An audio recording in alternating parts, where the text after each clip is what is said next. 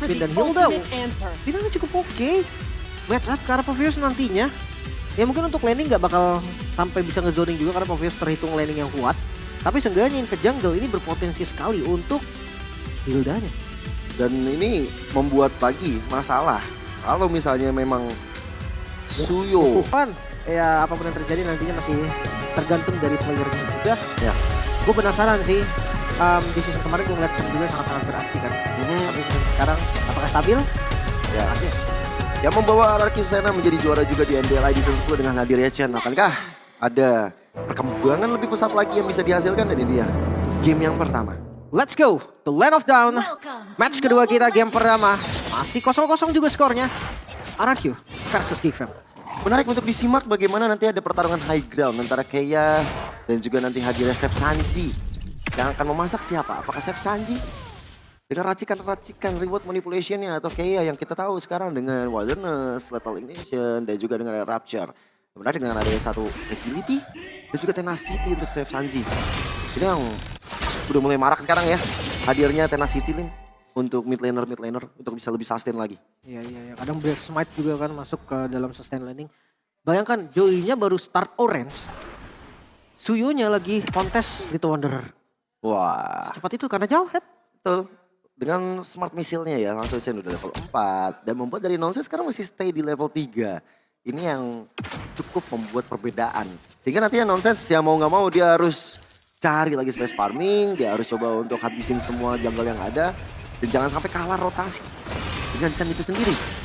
Tapi jangan lupa juga dengan rumputan yang dimana Daniel bisa aja untuk nge-screening dimana keberadaan dari Nonsense. Ya ini Genji kan? Ejector lempar karena Nonsense. Tapi belum ada follow up damage yang bisa masuk malah counter setup yang dilakukan kali ini. Daniel menjadi korban. Bahkan 2 poin kill Chen pun hilang.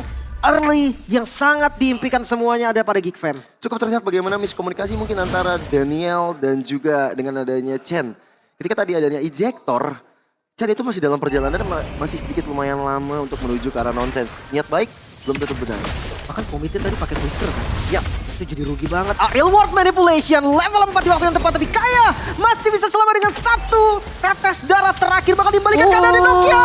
1 tetes lagi Nokia yang berhasil mendapatkan kill di sisi lain. Ada pengejaran lagi.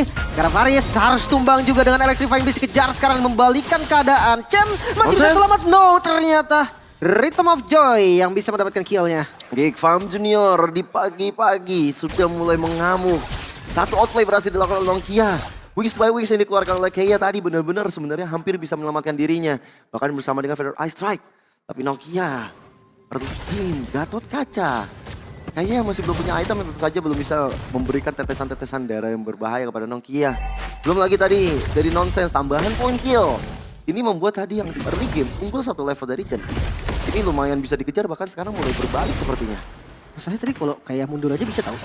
Iya. Udah ya let it go gitu kan. Kabur kan. Bisa, tapi dia mau dapetin point kill. Itu oke lah. Kalkulasi damage juga tadi pas, tapi reward manipulation kali ini Benji coba untuk zoning di bagian depan bahkan Astagfirullah Force karena Chef Sanji. Chef Sanji hilang dengan Electrifying Beast dan juga damage yang diterima lumayan sakit. Nokia menjadi korban kedua. Retribution Chen masih on point, masih bisa mendapatkan turtle yang pertama. Hampir saja ada satu pertikaian yang membuat dari Nonsense bisa mendapatkan karakter turtle dengan Retribution-nya. Dia sudah menantikan dengan darah yang tidak terlalu banyak. Dan untungnya dengan move speed yang dia punya, dia masih bisa untuk kabur dengan area Rhythm of Joy. Ejector Solo kill itu dia. Daniel yang berhasil mendapatkan celah menumbangkan sosok jungle Nonsense. Gila. Ini akhirnya benar-benar diincar terus ya sama Daniel ya. Dia tahu bener targetingnya. Dan lihat Force. Lagi-lagi ejector membawa maut. Chef Sanji hilang. Nokia bahkan gak sempat untuk menggunakan Yoji defensif 2 point kill. Wow, riset yang begitu cepat dari RRQ Sena. Pasca dari turtle yang mereka dapatkan, mereka langsung benar-benar mencoba untuk mendominasi apapun yang terjadi. Di bagian atas pun juga demikian. Ditabrak, gak bisa kemana-mana lagi. Easy kill, Exter hilang. Wow, ini benar-benar gila banget sih. Rotasi cepat yang dilakukan oleh RRQ Sena ini membuahkan hasil yang positif banget, Lim. Exter, yang akhirnya jadi korban juga. Pasca dari Nonsense pula. Ini kayak, itu bisa tempo aja, ejector lagi. Maju ke depan dan 1 persatu Geekfam Junior. Mereka seakan-akan seperti absen. Tunggu lagi. Hadir, Pak. Yang namanya Nokia hadir, Pak. Hadir, Pak. Nonsense hadir, Pak. Untung tadi Nonsense agak terlambat dia yuk. Kalau enggak dia hadir juga tadi. Kena double ya berarti ya. Iya. Double absen. Dan itu malah jadi marah bahaya untuk teman-teman dari Giveon Junior yang tadi udah sempat unggul. Mereka tadi udah sempat nge-pressure. Dapetin 4 point kill tadi. Dan sekarang dibalikan. Bahkan gak cuma dari point kill. Outer turret juga akhirnya rontok di bagian top lane. Bahkan sekarang Benji udah mau ikut fight. Apalagi dengan hero-hero snowball dari RRQ ini akan susah nih untuk dikembalikan. Lihat Benji yang sangat-sangat kuat di bagian depan, cancellation-nya begitu baik. Kita strike back up lagi, Benji terpaksa harus mundur dan mendengar real world manipulation cuma untuk kembalikan keadaan. Di sisi lain Benji masih selamat dengan satu tetes darah terakhir pada Faris yang harus menjadi korban next target Chef Sanji. 2 poin kill lagi-lagi didapatkan RRQ Sena kembali mendominasi. Wow, Chef Sanji dan juga Faris lah yang menjadi korban di tangan masing-masing Benji dan juga Chico.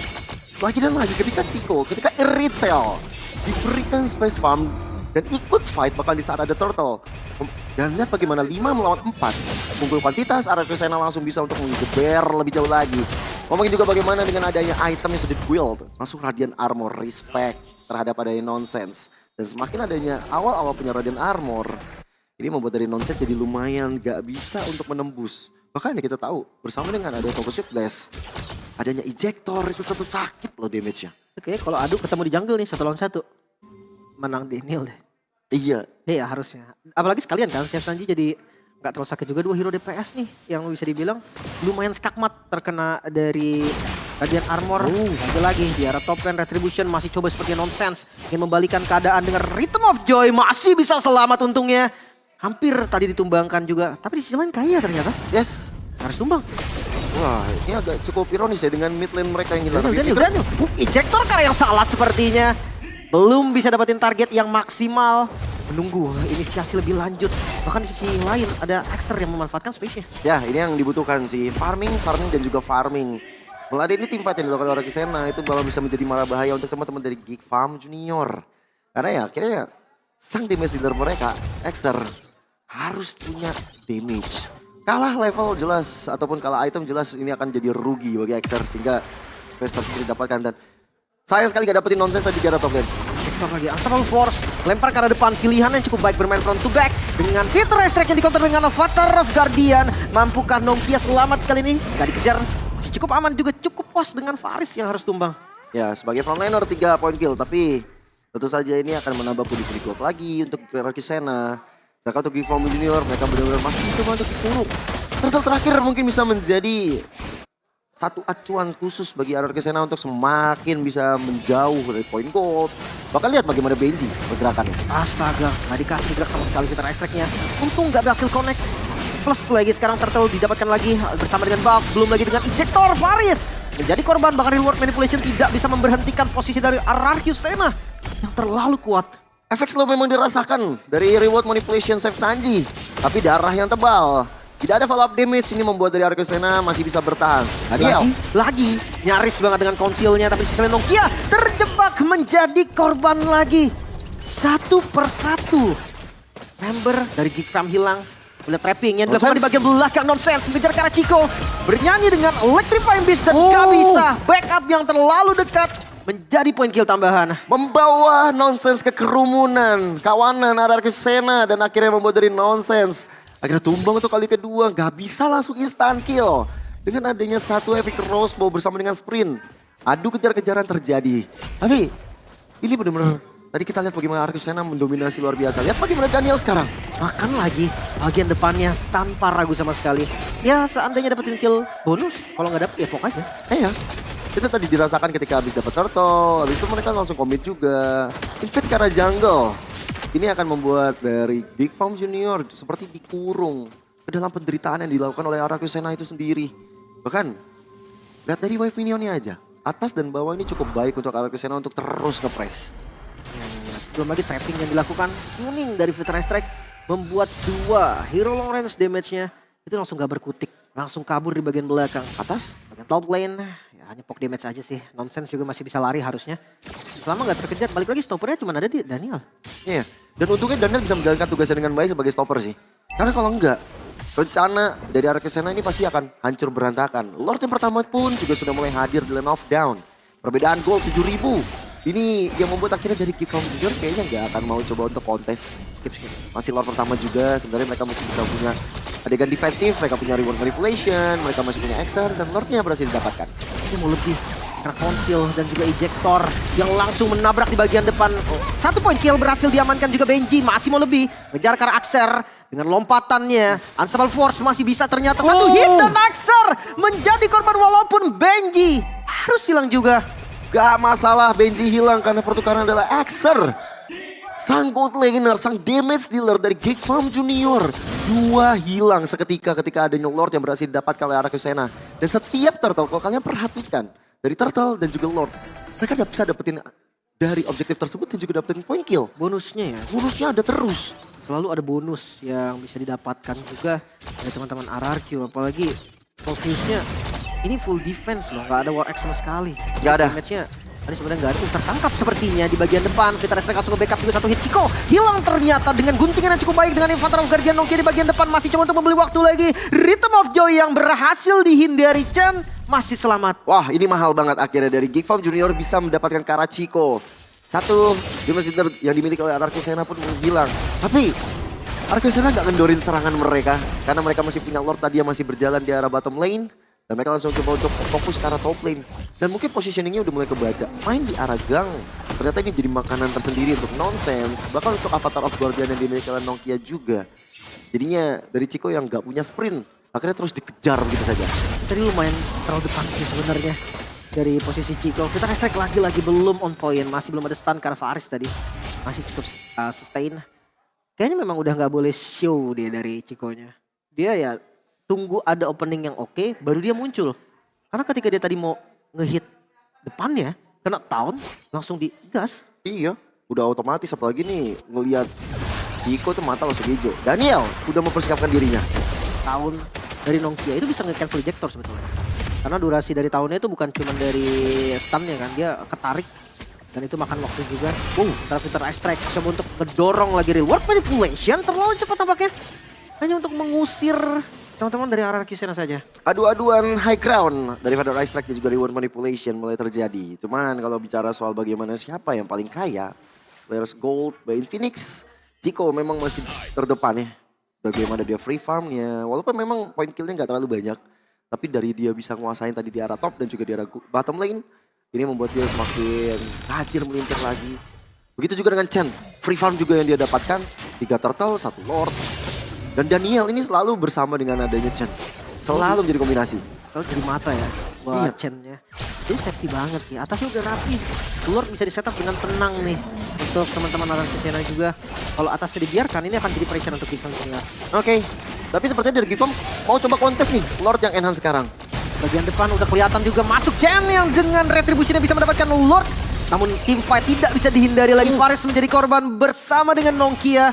Lagi-lagi bonus didapatkan oleh RRQ setelah objektif yang disecure. Dan selalu rumput itu tempat yang bermasalah bagi Geek Farm Junior. Selalu ada Daniel, selalu ada ejector dan juga Unstoppable Force. Sudah tidak pandang bulu lagi siapa yang harus mereka makan. Depannya juga nggak masalah. Nokia, Faris. Mereka udah punya damage dari Chico, mereka punya damage dari Kaya dan juga Chen. Bahkan 1 base turret dari bottom lane pun sudah hancur. Mempermulus jalan Lord untuk bisa masuk. Dan bisa menjadi tekanan tersendiri bagi Geek Farm Junior. Padahal ini satu-satunya loh stopper dari RRQ Sena, Daniel. Tapi dia bisa untuk pegangin banyak momen tadi yang diciptakan juga. Cuma nggak bohong sih untuk high ground defense juga nggak main-main. Yves dan juga Granger susah banget ditembus. Ya, ada Rhapsody, ada Dead Sonata juga yang bisa untuk memberikan 1 impact besar. Tapi best turret di bagian top lane sepertinya udah nggak ketolong lagi. Dan ini membuat dari Geek Farm Junior harus mengantisipasi 2 tempat. Defense Beats jadi buka juga. Wave minion di arah mid lane ini bakal jadi tugas bagi Geek Farm Junior. Mereka coba untuk nabrak dari atas RRQ Sena. Mungkin target ke arah objektif terlebih dahulu dan itu dia ejector lemparan ke arah Faris. Bukan target yang tepat sebetulnya. Immortal untuk Danielsa. Hadir kali dari Chico. Free hit di bagian depan. Namun Benji membeli waktu kali ini. 1 yang harus tumbang. Nokia menjadi korban. 4 member tersisa melawan 3 member RRQ. Tapi Exer tertembak dari Vita Restrek. Hampir saya menjadi korban kedua juga dari Nonsense. Untungnya masih bisa selamat namun menyisakan Chico dan juga Chen. Nggak bisa sebenarnya untuk diterusin. Apakah RRQ masih coba untuk melakukan push? Akan coba untuk memaksa karena Chico lompat kali ini. Mengambil front to back. Fokus ke arah objektif terlebih dahulu. Apakah RRQ mampu untuk melakukan game dan poin pertama untuk RRQ Sena. Unggul jumlah pemain dari Geek Farm Junior ketika melakukan adegan defensif